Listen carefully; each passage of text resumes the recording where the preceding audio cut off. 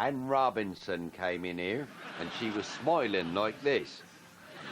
So I give her a kiss and a cuddle like, put my hand in her trouser suit, just friendly like, and gently ruddled her wig. And now she smiles like that. More of a Roy smile. Shortly after that, she got watchdog.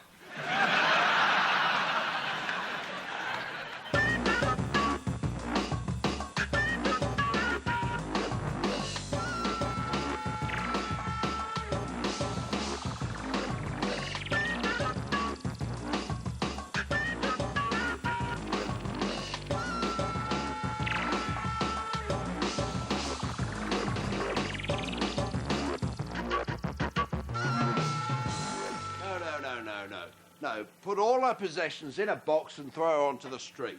Yeah. I know she's my mother, but she hasn't paid the rent. Just do it.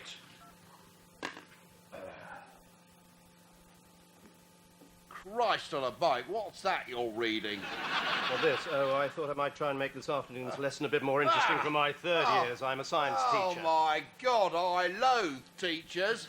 Strutting around in your corduroy jackets with your leather patches, reading The Guardian, smoking dope.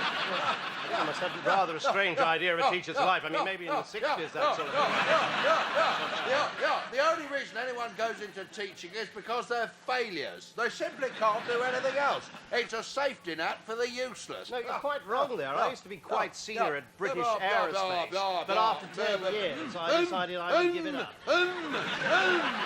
You see, you'd run out of options to make money in the real world, and the only possible source of income left open to you was teaching, eh? I don't think we're communicating here. I think if you listen to what I'm trying to explain to you, you'll probably understand what I mean. If you can call it an income, I mean, I spend what you earn in a year on snuff. Yeah, but people don't go into teaching for the money. And do you know why you're paid so little? Because you're worthless. The market's never wrong. Look, if it's worthless to try and inspire children, if it's worthless to instill some sort of moral compass, if it's worthless to do your best for children... The only decent thing to come out of teaching is that film with Robin Williams in it, Dead Pest Society. When that boy topped himself, I pissed my pants. Will you be quiet? I beg your pardon. Christ, you teachers are arrogant.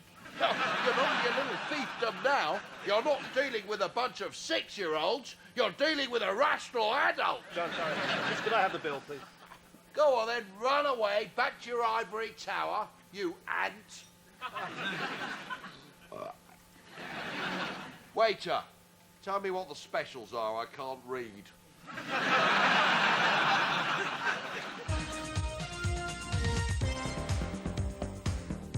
Well, if football was motor racing, then that was speedway. That's spot on, Bob. You know, what about that goal from Shearer? You know, he claims he's got no left foot, but the way he hit that ball, I reckon he must have been a left-footer in a past life. Interesting point, Ken, because in a past life I was a pharaoh. The most handsome pharaoh in all Egypt, which has to be good news for sports broadcasting, eh, Ken? Well, yes, you know, I have to say, Newcastle have been rejuvenated since this new manager arrived. You know, exceptional motivational skills, like... Yes, of course, motivation, a key word back then as well, when I was managing Egypt. Getting people to build all those pyramids, not an easy job.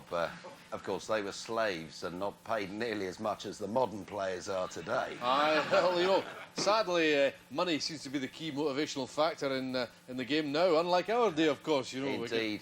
In our day, Ken, all the lads needed to keep them on their toes was to see one of their number whipped to death and eaten by dogs. Aye. Oh, I'm being told by the gallery, all the voices in my head, not quite sure at this stage, that my old arch-enemy from the Egyptian days, Philip of Macedon, has been reincarnated as Ray Stubbs of BBC Sport. What a magnificent irony, eh, Ken? Aye, well, you know, a lot of viewers might remember my rivalry with Gordon Strachan. But were you ever told to kill Gordon Strachan? After the break, what's wrong with football? We ask Sir Alex Ferguson and Manchester United's golden boy, Tutankhamun. See you then. Back after these. Kneel before Pharaoh, Ken, or I'll have you flogged.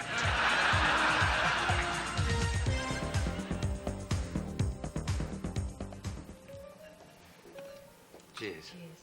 Oh, do you remember to take changing rooms? Yeah, put the video on. Carol Smiley's really good, isn't she? She is, yeah. She's great. Very pretty. Do you think I'm as pretty as she is? Oh, yeah. I mean, you're much prettier than her. Much, much prettier. To me. I mean, obviously, objectively, she's in a different class to you. What? What did I say?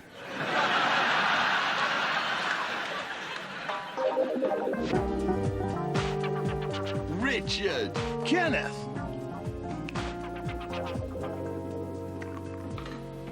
Hello, old man. Have you seen the evening paper?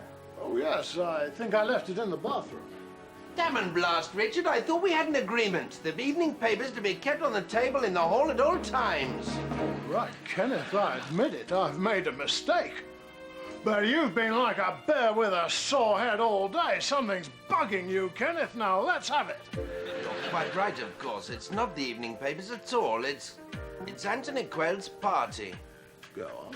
Well, everyone will be there. The Gallagher brothers, Kate Moss, Sidney Lotterby, Puff Daddy, Alec Guinness. I promised to burn a CDR and take it along. Right, I see the problem. You're a wizard mixer. Yes, but here's the thing. I said I'd melt house with techno. Mad. I don't know why you take these things on in the first place. Well, it's done now and there's an end to it. What's Anthony Quayle ever done for you? He let me download Tomb Raider 3. Since then, it's been take.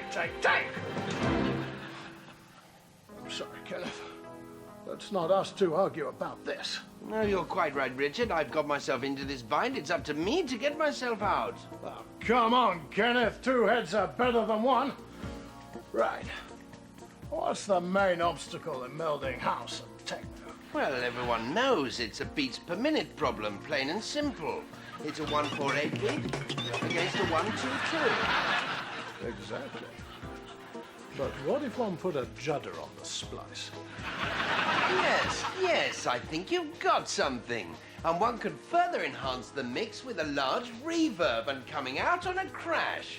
I mean, it's a bit of a cheat, muddying the waters, so to speak, but it might just do the trick. Thanks, Richard. Now, don't get all mushy on me. Do you know, I think we've still most of that 3-litre bottle of gin in the cupboard.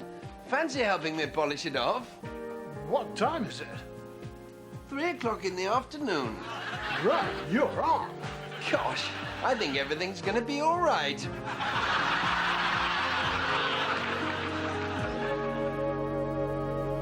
Hello, Matt. Dad, hi. I was on my way home. Do you want a lift? Yeah, great. I just get this toothbrush. So, what did the garage say?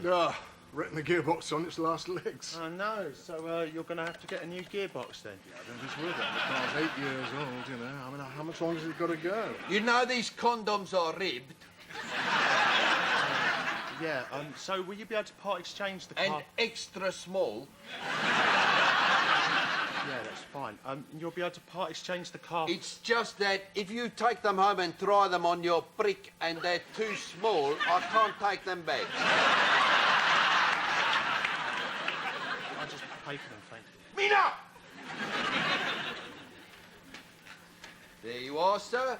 Your extra small condoms and toothbrush in a discreet bag. No condoms for you then, Mr. Haynes. Only usually your father has the extra strong ones and the tube of KY jelly.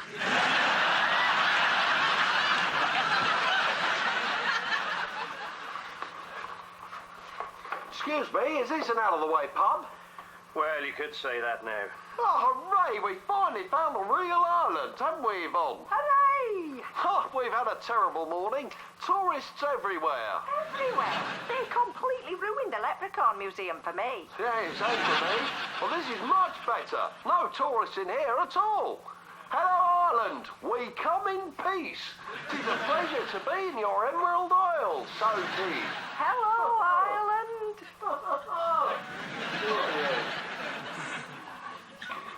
Can I get you something? Oh, look, Yvonne. The friendly local publican with his charming potato nose has asked us if we'd like a drink. And a what, please? A big glass of Guinness, please, my good man. Cheers. Cheers. Cheers. Look, Yvonne, over there. Real musicians. You wouldn't find this in a pub full of tourists. These people can't even read music, but they play beautiful traditional tunes which they pass down from idiot to idiot. Isn't that marvellous? Very I'm hungry. Oh, all right, Yvonne. Let's get a traditional Irish meal with our new peasant friends.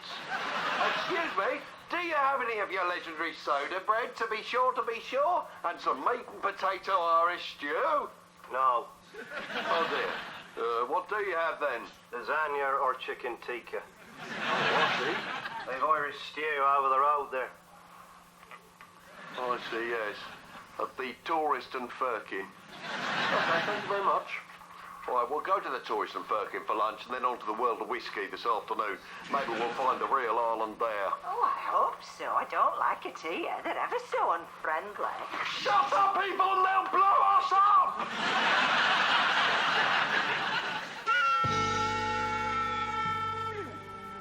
Well, the last of the jam is almost gone. But before I rinse off my sticky fingers, let me just say this. When coming back from abroad, always buy your full allocation of duty-free fags. Even if you don't smoke, you can sell them for a tidy profit outside the school gates.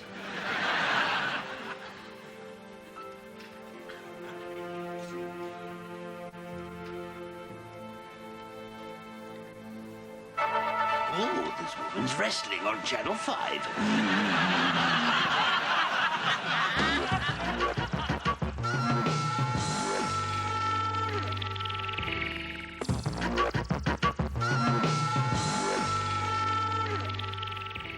Yes, my first thought was it's an empty paint tin. But then again, it is apple white. And most of the paint's dry and the thick stuff at the bottom of the tin is starting to form a crust. I think you'll be able to walk on it within a couple of months. Dabble babble!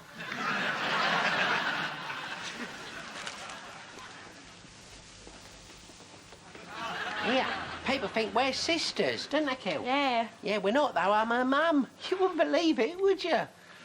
Kelly's got a lovely dragon tattooed on her tit, and I've got one on mine, so we really are like twins. And I shagged the tattooist, didn't I, Gil? Well, he charged me extra. Yeah, but after he said he didn't want to see me again, so unfortunately that relationship didn't last. Where's my fags, Gil? Good girl. What are you boys doing afterwards? Gonna come back for coffee? Prozac, Prozac, Prozac, Prozac, Prozac. I'm sorry to depress you, Mrs. Beasley, but we're out of Prozac. No! Depress you, Prozac. Ironic, eh?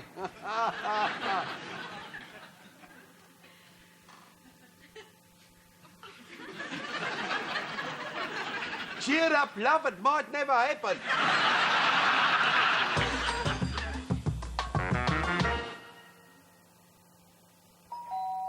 Oh, that'll be Chris. He said he was going to pop round to borrow the drill. I think he's bringing his new girlfriend. Emma? The one in the photo? Yes, I think so. In the swimsuit? Yes. Oh. Oh, right. Hello, do come in, straight through. Hello, Chris. Mum never said you were coming. The drill's in the garage. Hi, Dad. And you must be Emma. Enchanté. Hello, Mr. Turner. Please, call me Leonard. I won't have any of that Mr. Turner business round here. I'll just get the drill. I must say, Emma, you really are a stunner. Oh, thanks very much. We thought Chris's last girlfriend was a bit of a corker, but compared to you, she was a horse. Come and sit down. This seat looks comfy, next to me. Right. Leonard, do you want your blood pressure tablets with your tea or later with some hot milk? Oh, don't fuss, Mum. I don't have blood pressure.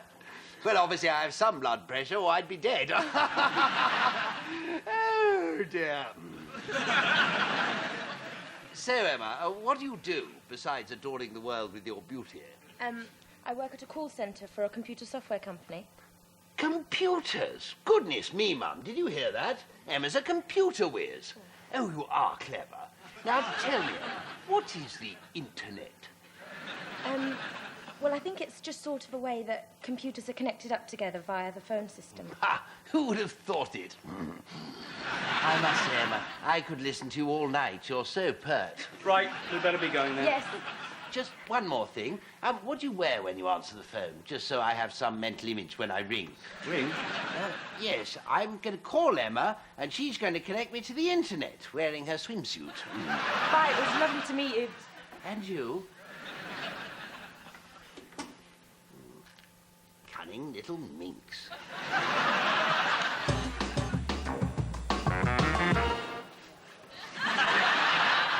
Not the result you wanted, David Beckham. It could be said that today the woodwork beat you.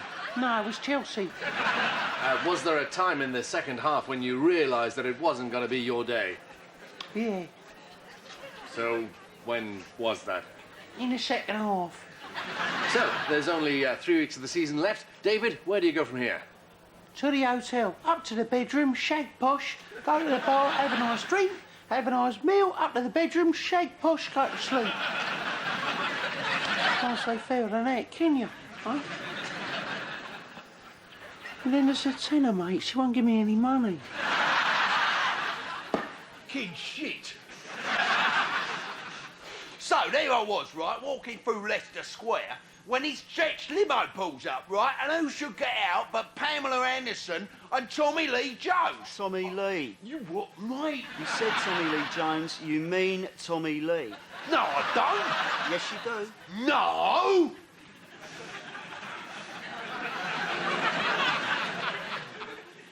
So this limo pulls up, right, and Pammy gets out with Tommy Lee Jones. I go, oi, Pammy, you big-titted slag. Come here! She turns round, sees me, right? She winks at me, starts to come over. Tommy Lee Jones holds her back, right, because he's jealous, because he can see she wants me. I go, let her go, you sparky-haired pillock. Come here, I'll king do you, you lanky, tattooed twat. Motley Crue was shite. King told him, didn't I? Tommy Lee Jones wasn't in Motley Crue. You what, mate? And he hasn't got spiky hair and he isn't lanky. You mean Tommy Lee. That's what I said, Tommy Lee. You said Tommy Lee Jones. No, I didn't. You did. No. You did. No. You did. No. Wait, he did, didn't he? Yeah, you did. Are you saying I'm small? Oh, he's kicking off. Come here, I'll keep doing that! I'll keep doing that! I'll keep doing that! The Conservatives have today launched yet another of their campaigns to save the pound. I'm joined by the man behind it, Tory spokesman on Europe, Sir Craig Mackay. Sir Craig, in brief, what's your strategy for saving the poor old pound?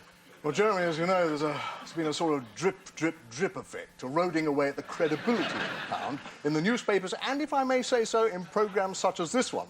It's an almost subliminal process by which vested interests seek to establish the euro as the natural next step for Britain. That would mean, of course, that the euro was unchallenged as a predominant currency throughout Europe, and Britain would finally have joined Euroland.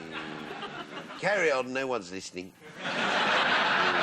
Well, what we're trying to do is bolster the pound, and by that I mean its perceived status. Actually, go away, will you, you dismal old fart? Thirsty.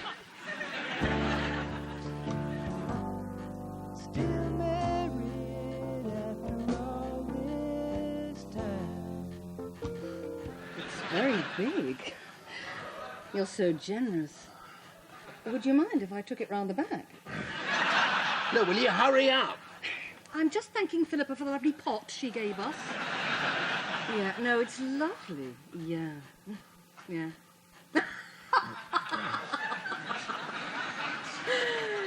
This is... Oh, no, shaking.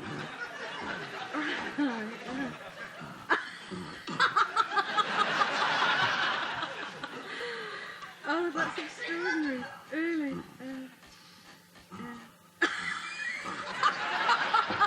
For God's sake, do you have to do that? No, it's just George. We're having a shag, and every time I laugh, he keeps popping out. Has he? You'll never guess what. Philippa and Jeff having a shag, and he keeps popping out. Really? Look, can't you just call her back or something? No, look, Philippa, will you ring me back? Yeah, it'll only take a minute. OK, fine. Right, I mean that. Just 1 minute, so concentrate.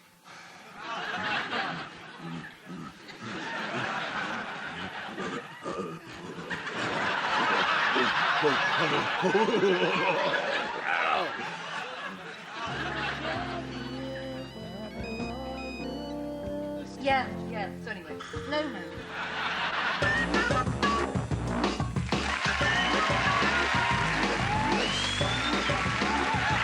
I must say, Emma, I can't remember what you guys are supposed to say. Gentleman over there helpfully called me a. Would you all join him? I fluffed the last line, so I am. Just about the last thing I am at the moment, a wanker. He's going to connect me to the internet while swearing over bollocks. Just one more thing. What do you wear when, oh, I've gone wrong again. Oh, we've got to stop already. But I'm not the. You call me a. I was right then. Come here. Don't you call me a. He's going at the moment. He's going.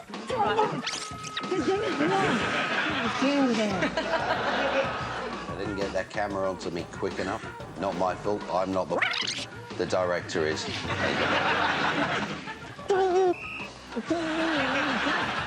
Yeah, we're doing our best. Do it now. Massage your energy centers and whack off. Right, I get it. Massage her energy centers and whack off on her cleavage. Next thing I know, no, bollocks.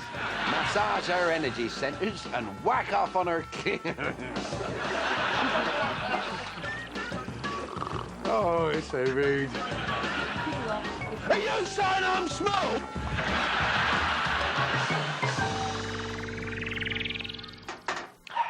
That violinist Vanessa May was in the other night. On the surface, happy enough, but hurting inside due to the failure of her recent British tour. So I don't mess about. I undo all her fastenings with my teeth, massage her energy centres and whack off in her cleavage. Next thing I know, she's got her own music and chat show on Channel 5.